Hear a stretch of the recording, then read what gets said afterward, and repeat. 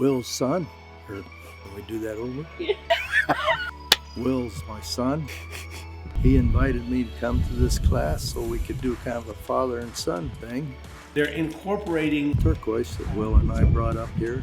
My grandfather worked at Silver Bell Mine in Arizona. They would get lunchbox turquoise. Turquoise is a byproduct of copper, and in a copper mine, they don't give a rip about the turquoise. The workers can literally take the turquoise in the lunchbox. We're adding a piece of individuality to give them something of grandfather. My dad wanted to put that into his piece.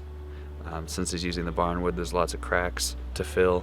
That's turned out really cool, and Andy is using turquoise. Everybody in the class is sharing ideas and really working together. We inlaid it in the table. We've had a clear 5-minute epoxy that we put on it. Everybody's just willing to jump in and help and share. So this is part of the fun and enjoyment of what's going on here. We're designing cool stuff. We're making great furniture.